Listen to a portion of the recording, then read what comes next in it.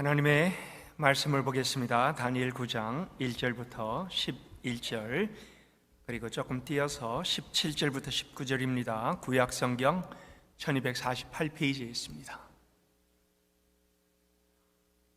다니엘서 9장 1절부터 제가 봉독을 하겠습니다.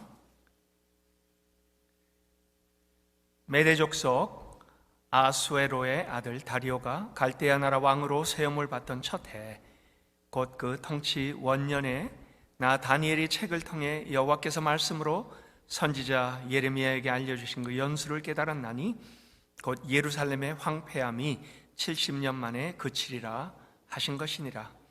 내가 금식하며 베옷을 입고 죄를 덮어쓰고 주 하나님께 기도하며 간구하기를 결심하고 내 하나님 여호와께 기도하며 자복하여 이르기를, 크시고 두려워할 주 하나님, 주를 사랑하고 주의 계명을 지키는 자를 위하여 언약을 지키시고 그에게 인자를 베푸시는 이시여, 우리는 이미 범죄하여 패역하며 행악하며 반역하여 주의 법도와 규례를 떠나싸우며, 우리가 또 주의 종 선지자들이 주의 이름으로 우리의 왕들과 우리의 고관들과 조상들과 온 국민에게 말씀한 것을 듣지 아니하였나이다. 주여, 공의는 주께로 돌아가고 수치는 우리 얼굴로 돌아옴이 오늘과 같아서 유다 사람들과 예루살렘 거민들과 이스라엘이 가까운 곳에 있는 자들이나 먼 곳에 있는 자들이 다 주께서 쫓아내신 각국에서 수치를 당하였사오니 이는 그들이 주께 죄를 범하였음이니이다. 주여, 수치가 우리에게 돌아오고 우리의 왕들과 우리의 고관과 조상들에게 돌아온 것은 우리가 주께 범죄하였음이니다마는 주 우리 하나님께서는 긍휼과 용서하심이 있사오니 이는 우리가 주께 패역하였음이오며 우리 하나님 여호와의 목소리를 듣지 아니하고 여호와께서 그의 종 선지자들에게 부탁하여 우리 앞에 세우신 율법을 행하지 아니하였나이다. 온 이스라엘이 주의 율법을 범하고 치우쳐가서 주의 목소리를 듣지 아니하였으므로 이 저주가 우리에게 내렸으되 곧 하나님의 종 모세의 율법에 기록된 맹세대로 되었사오니 이는 우리가 주께 범죄하였음이니이다. 17절로 넘어갑니다. 그러하온즉 우리 하나님이여, 지금 주의 종의 기도와 간구를 들으시고 주를 위하여 주의 얼굴빛을 주의 황폐한 성소에 비추시옵소서. 나의 하나님이여, 귀를 기울여 들으시며 눈을 떠서 우리의 황폐한 상황과 주의 이름으로 일컫는 성을 보옵소서. 우리가 주 앞에서 간구하옵는 것은 우리의 공의를 의지하여 하는 것이 아니요 주의 큰 긍휼을 의지하여 함이니이다. 주여 들으소서. 주여 용서하소서. 주여 귀를 기울이소서이시고 행하소서. 지체하지 마옵소서. 나의 하나님이여, 주 자신을 위하여 하시옵소서. 이는 주의 성과 주의 백성이 주의 이름으로 일컫는 바 됨이니이다. 아멘. 저는 걷는 것을 이제 6학년이 넘어서 많이 합니다. 집에 있건 아니면 여행하건 많이 여기저기 걸을 수 있는 곳에 걷습니다. 지난번 이 한국 방문 때 한강변을 걷게 되었습니다. 제 아내하고 이제 한강변을 걷는데요, 멀리서 연이 엄청나게 큰 게 떠 있습니다. 궁금해서 견딜 수가 없어요. 그 근원지를 가 봐야만 합니다. 그래서 한참 걸어서 저렇게 큰 연이 어떻게 뜰 수가 있는가 하는 것을 찾아보러 갔습니다. 물론 저는 연을 많이 봤어요. 인도네시아에서, 말레이시아에서, 미국에서, 그리고 또 여행 중에 파키스탄에서도 연을 많이 날립니다. 근데 제 생전에 그렇게 큰 연은 처음 보았습니다. 아마 거짓말 조금 보태갖고요, 집채만한 연, 정확하게 이제 얘기하자면 스크린 한 4개 정도를 붙인 일 정도의 그 큰 연이었습니다. 그러니 가서 보니까는 연을 날리는 동호회가 있습니다. 그래야 물었습니다. 어떻게 이렇게 큰 연이 날아갈 수가 있는가 그랬더니 그분들이 설명을 해요. 3박자가 맞아야 된다라고 합니다. 첫 번째는 바람이 적당하게 불어줘야 된다. 바람이 너무 없으면 연이 뜨질 못하고, 바람이 너무 강하면 연이 워낙 크기 때문에 사람이 날아간다고 합니다. 그래서 연을 날릴 만한 그러한 그 바람이 불어줄 때 그들은 나와서 이제 연을 날리게 된다고 합니다. 두 번째는 연줄이 강한 재질로 만들어져서 얇지만은 그러나 아주 강하게 연을 붙잡아 줘야 된다라고 합니다. 그리고 세 번째는 연을 날리는 요령이 있어야 된다 그래요. 그냥 아무나 할 수 있는 것이 아니고 연이 뜰 적에 누군가가 그 연을 붙잡고 같이 달려줘야 되고, 그러면은 그 끈을 잡은 사람이 연이 뜨고 나서는 그 다음에 오른쪽으로 왼쪽으로 이걸 조정을 하면서, 그러면서 연이 계속 위로 올라갈 수 있도록 만들어줘야 된다라고 합니다. 내려올 때도 마찬가지예요. 연 착륙 할 수 있도록 그 연을 잘 내릴 수 있는 그러한 그 기술이 필요하다라고 합니다. 궁금했습니다. 그래서 제가 한번 잡아봐도 되느냐, 그러면서 이제 한번 잡아봤더니 텐션이 엄청나고 연이 막 그냥 내려오는 거예요, 꼬꾸라져서. 그래서 다시 얼른 붙잡은 사람에게 주고, 그 다음에 연을 날리는 것이, 특히 큰 연을 날리는 것이 얼마나 힘들까 하는 것을 확인을 했습니다. 여러분이 집채만큼 큰 연이 창공을 나를 수 있는 것은 사실은 사람의 기술도 필요하지만 제일 중요한 것이 뭡니까? 연의 끈이죠. 줄입니다. 줄이 연결이 되어야만 그 연은 생명을 이어갈 수가 있고, 그 다음에 밖으로 날아가지 않고 아니면은 착륙하여 또 망가지지 않을 수가 있습니다. 저는 인도네시아에서도 우리 자녀들과 연 날리기를 주말이면 한 번씩 하곤 했습니다. 그런데요, 인도네시아에서는 산 위에 올라가서 날립니다. 연도 조그맣니다. 한없이 올라가다 보면요, 구름 속으로 들어가 버립니다. 그런데 구름 속으로 연이 들어갔다고 안 보인다고 여러분, 연이 없다라고 아마 아무도 하지 않겠지요. 그런데 연이 있는 것을 확인하는 것이 뭡니까? 끈입니다. 끈으로 연결되어 있으면 그 연은 분명히 있다 하는 것을 우리가 확인을 하게 되죠. 인도네시아 사람들은 연을 가지고 게임을 합니다. 끈을 서로 끊으려고 유리가루를 묻히기도 하고, 아니면 단단한 재질의 끈을 사용해서 상대방의 것을 끊어내기도 합니다. 참 그 게임들을 보면서요, 그러면서 이 끈의 중요성이 얼마나 귀하다 하는 것을 다시 한번 확인을 했습니다. 연은 끈이 없으면요, 아무런 소용이 없어요. 연줄이 바로 생명줄을, 아니면 생명의 그 줄의 역할을 감당하는 것입니다. 우리 사람도요, 하나님과 이렇게 연결이 돼야만 생명을 가질 수가 있습니다. 하나님은 우리에게 생명을 허락하시고 하나님과 아주 귀한 생명줄로 우리를 연결하고 있습니다. 보이지 않지만은 하나님과 우리의 관계의 끈이 우리를 단단히 묶고 있습니다. 근데 이 끈이 끊어지면 어떡합니까? 우리는 추락합니다. 이 끈이 끊어지면은 우리는 떨어질 수밖에 없습니다. 아니면은 하나님께서 이 끈을 끊으시면은 훨훨 다른 곳으로 날아가게 됩니다. 이스라엘 백성이 그랬습니다. 하나님의 명령을 순종하지 않았고 우상을 섬겼고 주변 국가의 좋은 것을 더 선호했습니다. 그리고 하나님을 버리고 그 눈으로 좋아 보이는 것들을 따라갔습니다. 결국은 하나님께서 이스라엘 백성과의 그 관계의 끈을 임시적으로 끊었습니다. 그래야 그들은 결국 추락하여 바벨론의 포로로 끌려갔던 것입니다. 그리고 그들은 포로 생활 중에 다시 서서히 하나님을 찾기 시작했습니다. 여러분, 그토록 귀하고 아름다운 것이 힘들고 어려울 때 만약에 우리가 우리 나름대로 그 모든 것을 버리고 달아났다가 고난을 통하여 다시 하나님을 찾는 사람들이 많습니다. 이스라엘 백성이 그랬습니다. 바벨론으로 포로로 끌려가고 다시 하나님을 찾고 이방 민족 중에 하나님을 드러내며 하나님께 간절하게 기도하고 회개하는 그러한 그 시간을 가졌습니다. 저는요, 2년 반이 됐지만 만약에 여러분들 중에요, 이 팬데믹 기간 동안에 여전히 하나님을 만약에 찾지 않는다 그러면요, 여러분의 신앙을 다시 한번 확인해야 됩니다. 정말 신앙이 있는가? 이 어려움을 통하여 정말 하나님과의 그 귀한 연결된 것이 끊어지는 것에 대하여 여러분 아무런 마음의 자책이 없다면은 여러분이 정말 이 하나님을 믿는 사람인가를 확인을 해야만 합니다. 이스라엘 백성들은 그랬습니다.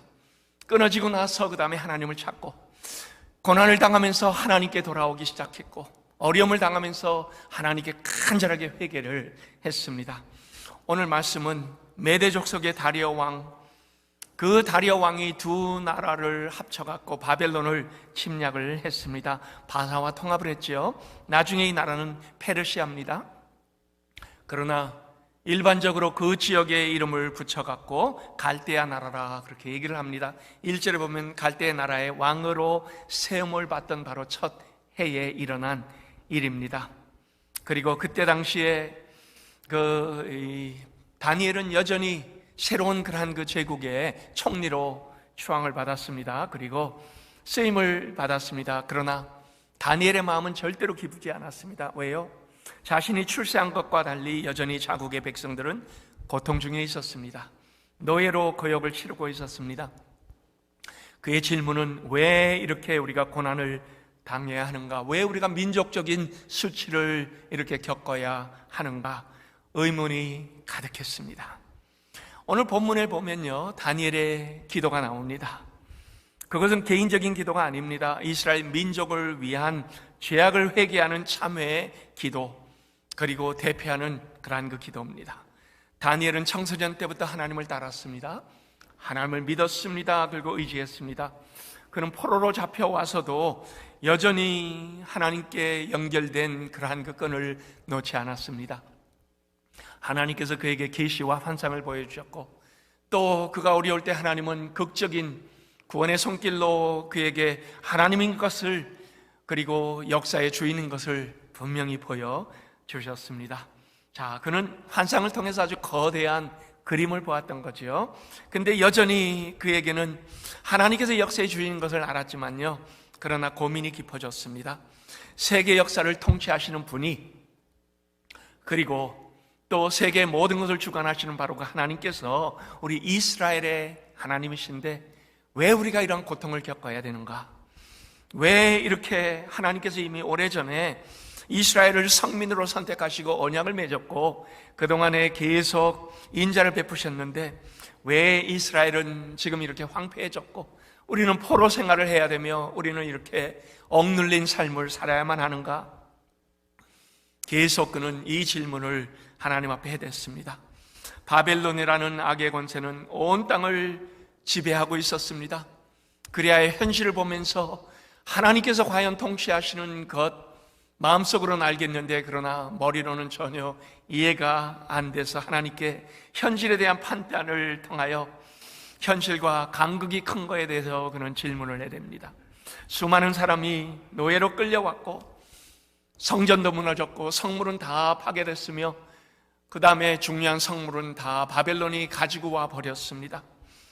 그래서 그는 이 의문을 붙잡고 하나님 앞에 씨름을 해댔던 겁니다. 그러다가 그는 바벨론뿐만이 아니라 그 다음에 페르시아에서도 총리입니다. 그에게는 특권이 있습니다.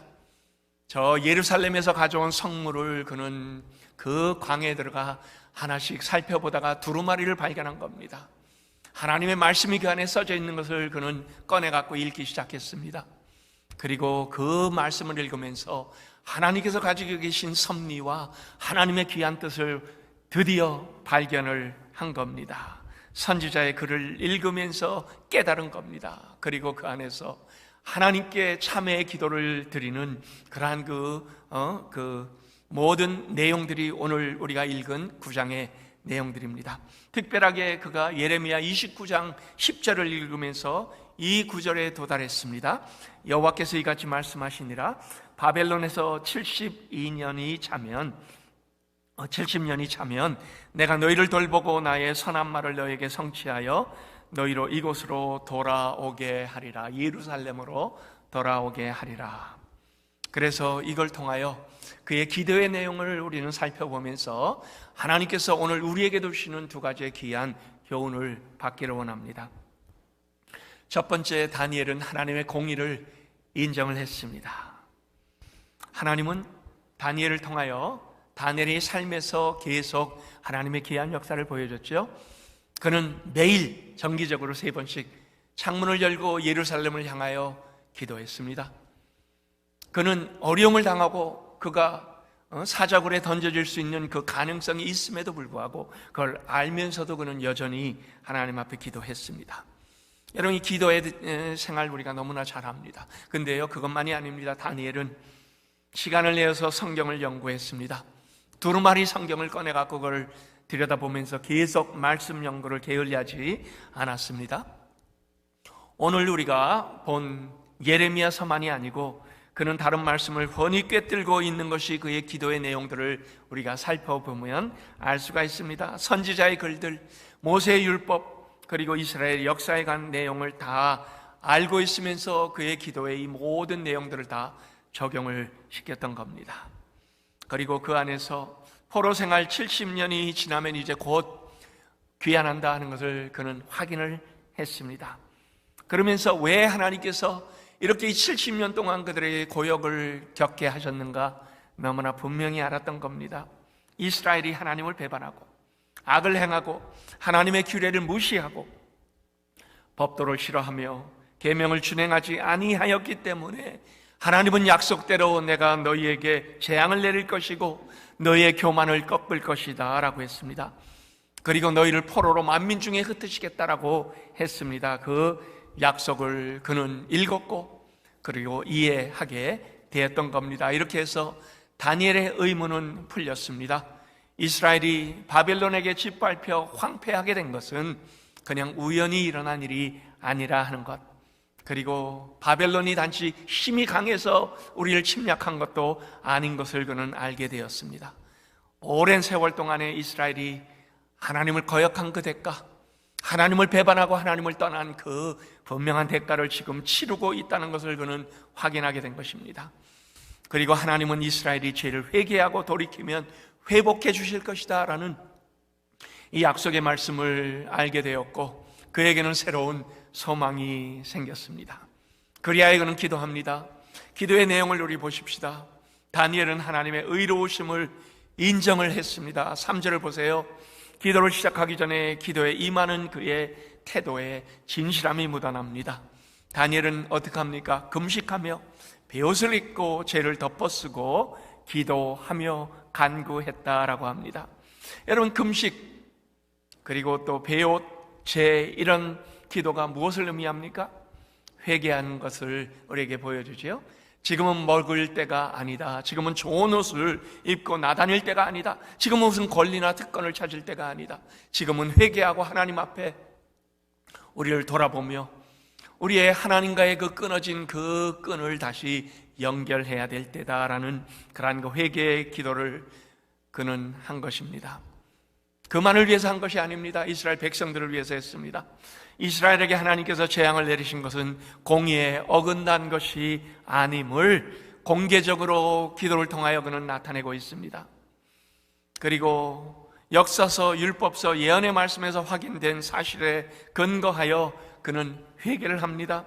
하나님의 진노는 어느 날 갑자기 그냥 임한 것이 아니라 오래 참으셨다가, 그리고 하나님께서 이 사랑의 하나님의 그 참음이 오랫동안 계속되다가 결국은 사랑의 매로 그들을 고치기 위한 하나님의 사랑의 매로 나타났다 하는 것을 알게 되었습니다.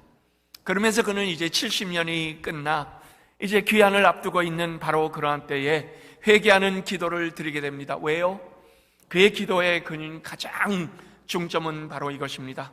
이대로 그냥 예루살렘으로 돌아가면 또다시 이스라엘 백성들은 죄로 쉽게 빠져들 것이 너무나 분명합니다. 민족의 죄를 사는 것이 중요한 것이 아니라 바르게 앞으로 살아가는 것이 훨씬 더 중요한 것이라, 그리고 그러한 민족이 되기를 위하여 하나님 앞에 간구합니다. 즉 해방이 목적이 아닙니다. 귀환이 목적이 아닙니다. 영적인 관계가 더 중요하게 된 것을 알았던 겁니다. 하나님이 이 끊어진 관계의 끈을 다시 하나님께서 이어갈 때는 이제는 우리가 하나님 앞에 순종하고 믿음으로 살아가며 하나님께서 원하시는 그러한 그 길로 살아가는 백성이 되기를 바랍니다. 이것이 그의 기도의 가장 중요한 내용이었던 것입니다. 그리고 다니엘의 기도는 중보기도였습니다.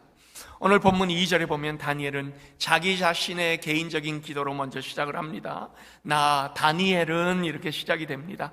3절에도 보세요. 내가 금식하며, 여기 보니까 1인칭 단수로 시작하는 기도입니다. 자, 근데 5절부터 보면요, 내가 아닙니다. 이제는 우리로 기도가 바뀌어져 있습니다.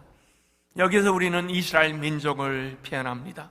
다니엘은 자기와 이스라엘 민족을 하나로 합쳐갖고 이스라엘 민족을 위한 그러한 그 기도를 하고 있는 겁니다.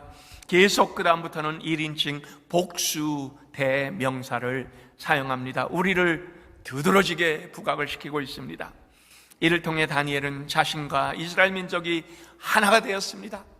그리고 자신의 중보기도, 대표기도가 결코 자기 자신만의 기도가 아닌 하나님 안에서 모든 민족을 위한 기도가 되었다는 것을 우리에게 보여줍니다. 우리 장로님들 보통 여기서 대표기도를 합니다. 그런데 어떤 분은 대표기도인 줄을 모르시고 하시는 분들이 있어요. 교회를 위한 대표기도의 자리가 돼야 됩니다. 자기 혼자의 기도가 되어서는 안 됩니다. 그래서 여기 보니까는 자신과 이스라엘 민족을 위한 구국기도가 바로 이 안에 들어있습니다. 5절과 6절에 보니까 우리가 범죄하여 패역하며 행악하며 반역하고 규례를 떠나 싸우며 말씀을 듣지 아니하였다. 이스라엘의 민족의 죄를 6가지로 열거를 합니다. 여러분, 여기 범죄했다는 말이 뭡니까? 관역을 맞추지 못했다라는 거예요. 하나님에 대한 책무를 우리가 제대로 지키지 못했다라는 그러한 그 의미입니다. 패역했다라는 것은 구부러졌다. 하나님은 우리에게 좌로나 우로나 치우치지 말고 곧바로 말씀대로 행하라 하지만 그들은 계속 좌우를 둘러봤습니다. 다른 민족들이 더 좋아 보여서 그들의 것을 계속 이스라엘 백성 쪽으로 끌어들였습니다. 그리고 그 다음에 행악했다는 말은 법적으로 잘못된 행동을 가르치는데 하나님의 공의와는 반대가 되는 그러한 그 의미가 이 안에 들어있습니다. 규례를 떠났다, 말씀을 떠난 거지요. 이스라엘이 하나님을 향한 반역으로 하나님의 계명을 듣지 않은 것을 행동으로 드러내었다라는 그러한 그 얘기입니다. 자, 이렇게 치욕적인 불신앙이 이스라엘이 포로로 바벨론에 끌려오게 된 분명한 이유인 것을 기도를 통하여 하나님 앞에 용서를 구하고 있습니다. 그리고 이스라엘은 하나님의 언약을 범했고 그 결과를 맞이하게 된 것입니다. 하나님은 공의로우신 하나님입니다. 그리고 모든 수치는 우리의 얼굴에 드러나고 있습니다. 이게 그 다니엘이 기도하는 기도의 계속적인 반복입니다. 그런데요, 그 다음에 이제 8절과 9절에 우리가 가서 보세요. 분위기가 바뀌어집니다. 기도의 내용이 틀려집니다.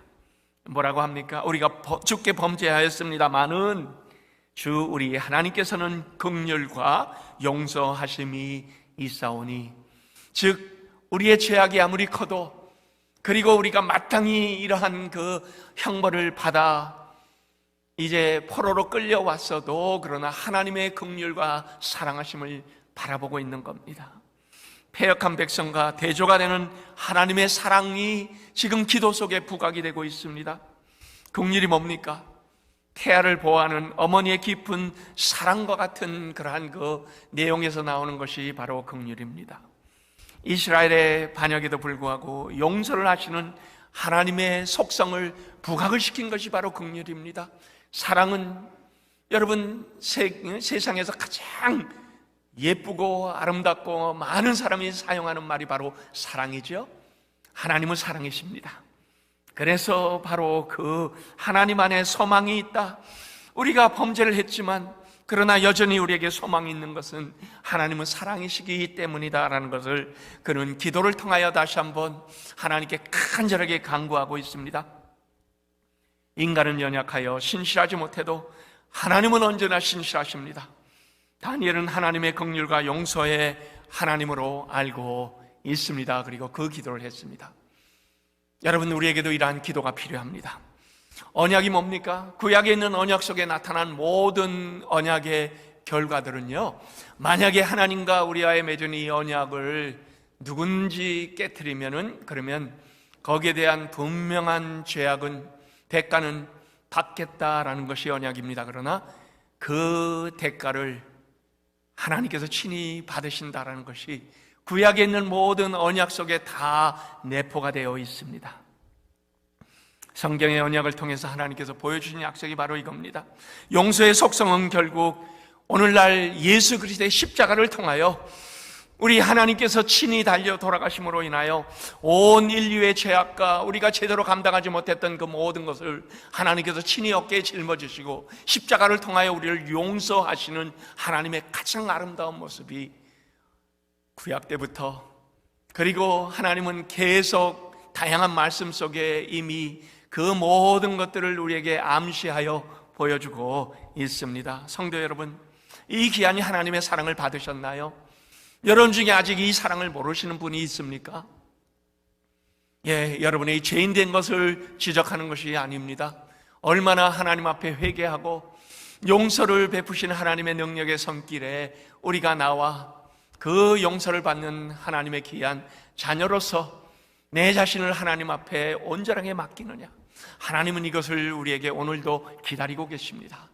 저는 영생교회가 이러한 놀라운 하나님의 긍휼과 사랑의 손길 속에 오늘도 우리의 죄가 하나님께서 그것을 그냥 우리에게 대가로 허락하시는 것이 아니라 예수 그리스도로 말미암아 긍휼의 기이한 손길로 만져주시는 놀라운 은혜가 여러분 가정 위에, 여러분의 모든 삶 위에 함께 하시기를 예수 그리스도의 이름으로 축원합니다. 두 번째로, 다니엘은 하나님의 영광이 드러나기를 위하여 간구를 했습니다. 여러분 일찌감치 우리 일제시대 때 기억하시죠? 제가 일부에 한일합병이라고 했더니요, 한일합병이 아니랍니다. 한일병탄이라고 합니다. 같이 조약을 맺은 것이 아니고 일방적으로 한쪽에서 밀어붙인 것. 한일병탄이 되고 난 후에 조선은 전 지역에 의해 무력으로 침략을 당했습니다. 황국 신민화 정책으로 인하여 창씨개명이 이루어졌지요. 우리 조선 이름을 쓸 수도 없었고, 그 다음에 학교에서 가나다라를 배울 수도 없었고, 우리의 말과 우리의 글은 빠르게 지워지고, 그 다음에 일본어를 배워야 됐으며 일본 노래를 우리는 불러야만 했습니다. 아마 이 자리에도 그러한 그 때를 지난 많은 분들이 여전히 계실 겁니다. 교장 선생님 훈시는 기미가요를 부르며 신사 참배를 진행했습니다. 이때 당시에 태어났던 많은 우리 조선의 아이들은요, 자신이 일본인인 줄 알고 착각하며 살 수밖에 없었습니다. 그것도 일본의 2등 국민인 줄 그렇게 알고 자라났습니다. 근데 그때 각 교회, 주일학교에서는 하나님이 너를日本人이 아니라 조선의 아들이다, 조선의 딸로 너를 태어나게 했다라고 그렇게 가르치기 시작했습니다. 그리고요, 그 가르침은 그들의 가슴에 소망으로 계속 남고 하나님을 향한 기도로 계속 싹을 내기 시작했습니다. 그리고 그 작은 소망이 광복을 가슴에 품고 하나님께 기도하는 그러한 그 기도의 민족으로 계속 뻗어나갔습니다. 여러분, 믿음의 사람들에게는요, 이 세상의 어떤 권력보다 더 높으신 하나님 아버지가 계십니다. 그때 당시 일본은 너무나 거대한 세력처럼 보였습니다. 그리고 조선은 망한 나라였기에 우리는 할 수 있는 것이 기도밖에 없는 줄 알았습니다. 그런데요, 그토록 힘이 있는 것이 기도란 것을 우리 모두는 나중에 알게 된 겁니다. 바로 기도가 세상의 그 어떤 권력보다, 세상의 군사적인 무력보다, 정치적인 힘보다 훨씬 더 강력하다는 것을 우리는 삶으로, 기도로, 하나님께서 친히 알려줌으로 깨어나게 되었습니다.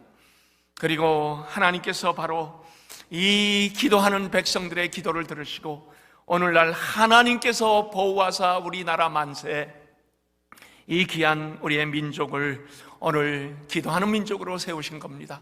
오늘도 여전히 분단 국가를 통하여 현실을 우리가 직시하며 계속 기도하는 민족으로 남아있는 것, 여러분, 이것은 하나님께서 우리에게 허락하신 놀라운 하나님의 사랑의 손길입니다. 우리에게 고난이 없으면 기도하지 않습니다. 그러나 고난이 우리에게 닥칠 때 우리는 자연적으로 기도하게 됩니다. 다니엘이 예레미야를 읽고 참회 기도를 할 때의 상황이 바로 조선시대 일본 밑에 있던 조선과 비슷합니다. 바벨론이 메대와 바사가 합병한 군대에 정복을 당했습니다. 그리고 바벨론은 무너졌습니다. 그리고 어떻게 됐습니까? 당시 포로로 잡혀왔던 유대인들은 지배 국가가 바뀌었죠. 그리하여 마음으로 답답했죠. 우리의 운명은 앞으로 어떻게 될 것인가? 불안했을 겁니다. 앞으로 미래가 보이지 않습니다. 혹시 바벨론 정권에 있던 사람들이 처형당했듯이 새로운 국가에서 우리도 처형하는 것이 아닌가. 아마 하루하루가 그들의 마음은 옥죄오는 것과 같은 그러한 그 마음이었을 겁니다. 이렇게 복잡하고 혼란스러운 시기에 다니엘은 선지자 예레미야의 글을 읽다가 확신이 섰습니다. 하나님께서 조국을 떠난 지 이제 70년이 다가오는 그때를 그는 보게 된 거지요. 이젠 돌아갈 때가 되었구나. 이제는 우리가 귀환할 때가 다가오고 있구나. 민족을 위해서 기도해야 되겠구나. 그리고 이제는 돌아갈 것을 위하여 우리 민족을 준비시켜야 되겠구나 라고 생각을 했습니다.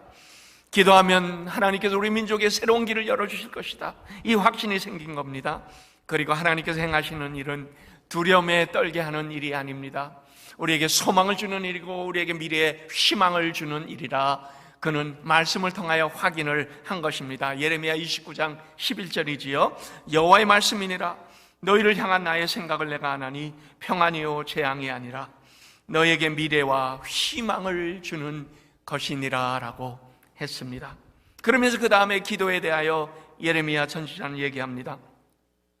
너희가 내게 부르짖으며 내게 와서 기도하면 내가 너희들의 기도를 들을 것이요 너희가 온 마음으로 내게 구하면 나를 찾을 것이요 나를 만나리라.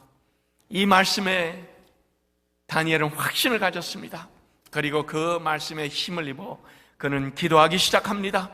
그리고 그의 기도 속에 이제 17장부터 희망이 생겨납니다. 뭐라고 합니까?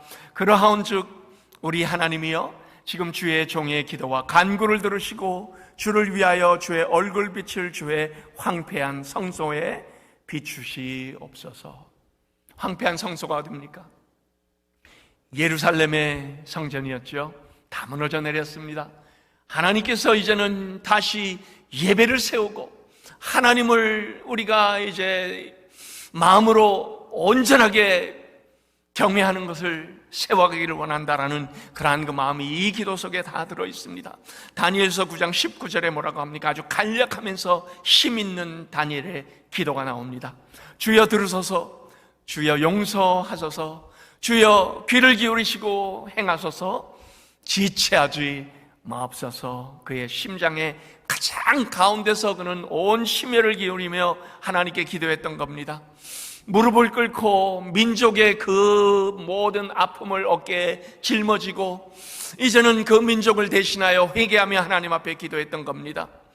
지난날의 모든 것에 뜻을 두시고 통치하셨던 것처럼 하나님 이제 미래로 하나님께서 지배하시는데 하나님께서 그 모든 미래를 섭리대로 주장하시기를 바랍니다. 하나님의 뜻이 이루어지기를 바랍니다 라고 그는 기도했습니다. 그러나 그의 기도의 가장 중요한 것은 바로 여기입니다. 하나님의 영광이 모든 과정을 통하여 드러나기를 바랍니다. 19절 중반에 뭐라고 합니까? 나의 하나님이여 주 자신을 위하여 하시옵소서라고 간구를 합니다. 하나님의 명예를 위하여 이스라엘을 용서해 달라라는 그러한 그 기도지요.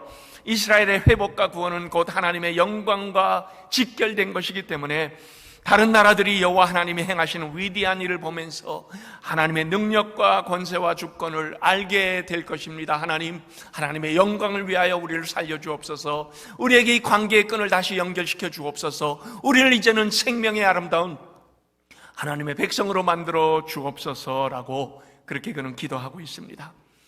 여러분, 오늘날 상황도 마찬가지지요. 오늘 시대의 혼란스러움, 오늘 시대에 어둡고 미래가 보이지 않는 2023년 여러분 과연 보입니까? 저는 모릅니다.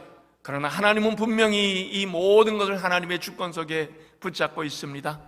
여러분, 이러한 때에 우리가 희망을 어디에 찾고 우리가 위로를 어디에서 찾고 어디에서 우리가 용기를 발견할 수 있습니까? 사람들은 여전히 세상의 다양한 그러한 그 모습에서 해법을 찾으려고 열심히 찾고 있고 길을 기울이고 있습니다. 불투명한 시대, 걱정과 염려로 가득한 시대입니다. 한 치 앞도 예측할 수 없는 시대입니다. 그렇지만은 하나님은요, 하나님의 말씀이 우리에게 평안과 위로를 준다고 너무나 분명하게 확인을 시켜주고 있습니다. 오직 하나님의 말씀을 붙들 때 우리는 모든 걱정과 모든 미래에 대한 것을 다 떨쳐낼 수가 있습니다. 역사의 대격변기 때 다니엘은 기도했습니다. 그리고 말씀으로 미래에 대한 하나님의 약속을 바라보았고, 그 다음에 담대하게 지혜를 받고 이겨낼 수가 있었습니다. 동일합니다. 하나님은 다니엘을 통하여 우리에게 다니엘의 그 귀한 모습이 오늘도 여전히 하나님께서 행하시는 모습이다라는 것을 우리에게 보여줍니다. 우리가 닥친 어려움, 불안, 걱정, 여러분 이 모든 것을 우리가 어떻게 이겨냅니까? 하나님의 말씀밖에는 없습니다. 그리고 그 안에서 우리는 지혜를 얻게 됩니다. 아무리 시대가 어렵고 불안해도 기도할 수 있다면, 그리고 하나님을 알고 하나님과의 그 귀한 끈이 연결된 것을 우리가 확인할 수 있다면, 그것은 우리의 마음에 평안을 줍니다. 역사는 하나님께서 이끌어 가십니다. 그런데 중요한 것은요, 하나님께서 누구를 통하여 이 역사를 이끌어 가시는가? 기도하는 사람을 통하여 하나님은 하나님의 뜻과 계획을 이끌어 가실 겁니다. 결론을 내겠습니다. 여러분, 나라를 위하여 기도해 보신 적이 있나요? 구국기도. 참 우리는 우리 가족을 위하여 많이 기도합니다. 우리의 또 아는 사람들을 위하여 기도합니다. 내 자신을 위하여 기도합니다. 그리고 우리는 우리의 기도의 그 범위가 사실은 그렇게 넓지를 못합니다. 근데요, 아마 여러분 중에요, 나라를 위한 기도 생소할 수 있습니다. 근데요, 오늘 다니엘을 보고 하나님은 우리에게도 이 도전을 줍니다. 여러분, 우리의 기도가 얼마나 넓어질 수 있는가, 우리의 기도가 얼마나 높아질 수 있는가 하는 것을 하나님은 다시 한번 우리에게 확인을 시켜줍니다. 다니엘은 나라를 위하여 기도했습니다. 그리고 하나님은 그 기도를 기뻐하셨습니다. 구국기도. 여러분, 구국기도는 하나님의 공의를 인정하는 겁니다. 그리고 우리의 잘못된 것에 대한 자비를 구하는 것입니다.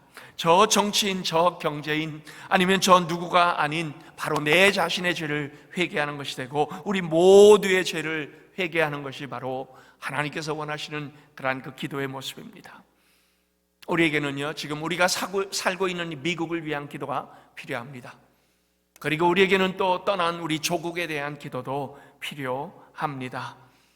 여러분, 저는 우리 성도님들에게 금요 기도에 좀 많이 오시도록 간절히 간구합니다.